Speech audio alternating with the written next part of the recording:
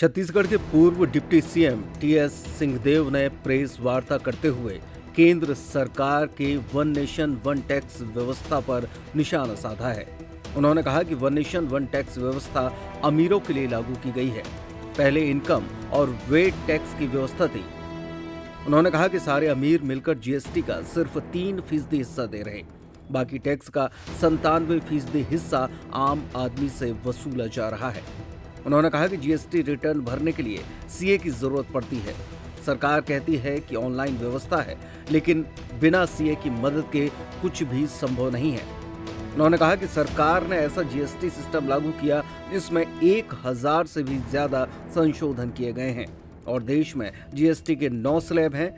किसी भी देश में इस तरीके की व्यवस्था नहीं है जैसे कि हमारे देश में है। इन तमाम मुद्दों को लेकर केंद्र सरकार पर करारा प्रहार किया गया। उपस्थित सभी पत्रकार साथी, सभी कैमरा पर्सन, कांग्रेस के साथी, मन भाई, प्रदेश कांग्रेस कमेटी के वरिष्ठ पदाधिकारी, सभी साथी, अखिल भारतीय कांग्रेस कमेटी के मीडिया प्रभारी पवन खेड़ा जी के निर्देशन पर आज इस प्रेस कॉन्फ्रेंस में आपके समक्ष उपस्थित हुआ हूं। जैसा मुकेश जी ने बताया, देश में 12 जगह आज प्रेस कॉन्फ्रेंस हो रही है। दिल्ली में भी अभी 1 बजे ही प्रारंभ हुई होगी और मुद्दा जीएसटी का। आज देश में जो स्थिति हम देख रहे हैं उसमें वन नेशन वन टैक्स के नाम पे जो व्यवस्था लागू की गई है वो अमीरों के द्वारा और अमीरों के लिए, of the rich, by the rich, for the rich. वास्तविक रूप में ये व्यवस्था हम इस स्वरूप में देख पा रहे हैं। आप देखेंगे कि देश में पहले डायरेक्ट टैक्स से जब राजस्व केंद्र सरकार को आता था तो मुख्य भाग सरकारों के राजस्व का इनकम टैक्स हुआ करता था। एक्साइज ड्यूटी थी, सेल्स टैक्स था जिसे बाद में वैट के रूप में हमने देखा, उससे भी वसूली हुआ करती थी। लेकिन कुछ आंकड़ों के माध्यम से मैं बताना चाहूंगा कि वर्तमान स्थिति क्या हो गई। ये of the rich, by the rich, for the rich क्यों कहा जा रहा है? मुझे भी आश्चर्य हुआ ये आंकड़ों को पुनः देखते हुए कि आज देश की 10% उच्चतम आय की आबादी जीएसटी के माध्यम से, आप एक अनुमान गेस करिए कितने प्रतिशत राजस्व का योगदान दे रही है?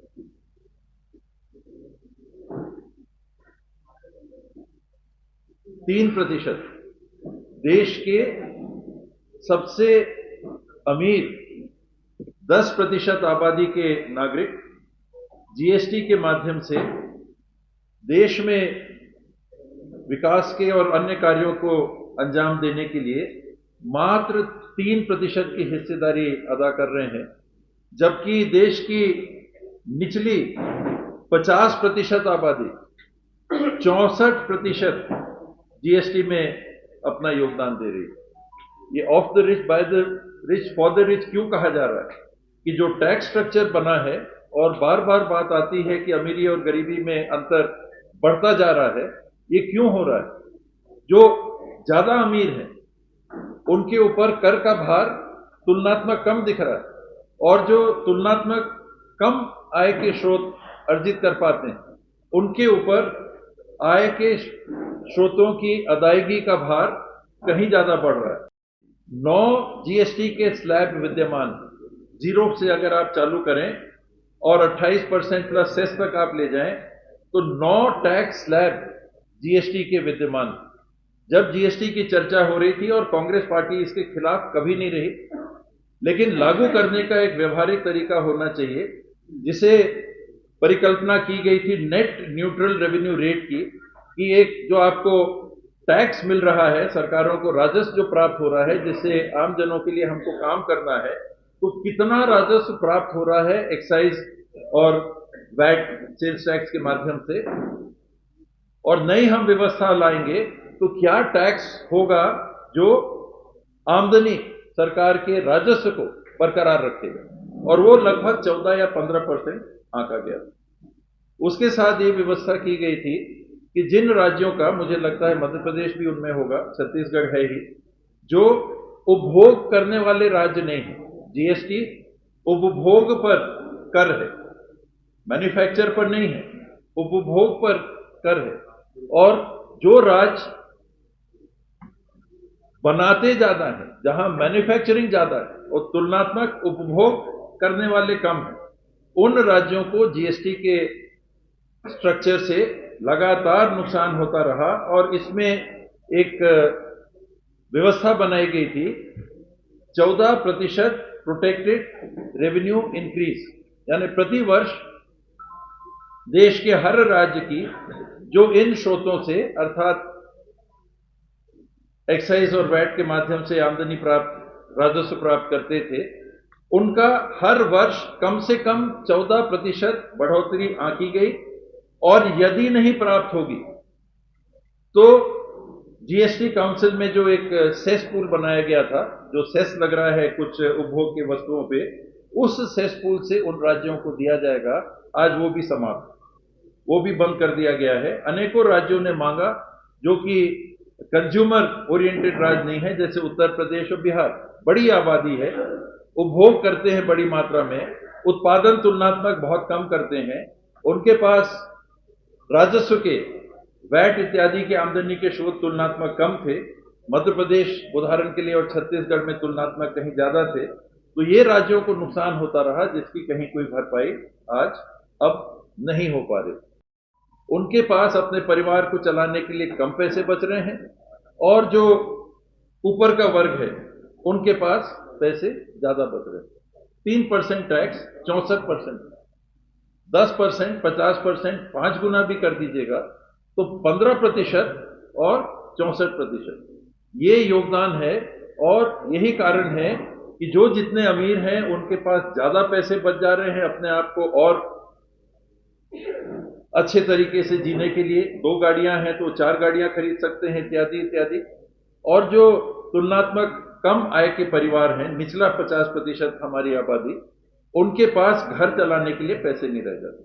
जितना टैक्स लगेगा आप सब समझ सकते हैं, ये सारी राशि जो सामान भी वो खरीद रहे हैं उसकी अदायगी में लग जाती है, और उनके पास अन्य कार्यों के लिए, परिवार चलाने के लिए कम राशि रह जाती है।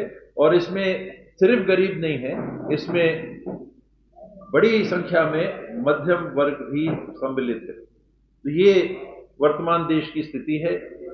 जिस तरह से जीएसटी के कानून को लागू किया, हम आपने सबने देखा कि जॉइंट सेशन ऑफ पार्लियामेंट, जैसे जब देश आजाद हुआ था बुलाया गया था, उसी तर्ज पे एक सेशन बुलाया गया। मान लीजिए कि ना जाने कौन सा क्रांतिकारी व्यवस्था को देश में पुनः प्रारंभ करने वाली है उस समय की सरकार, और रात के 12 बजे लाए हुए कानून में आज इतने सालों के अंतराल में 1000 से ज्यादा संशोधन हो चुके हैं।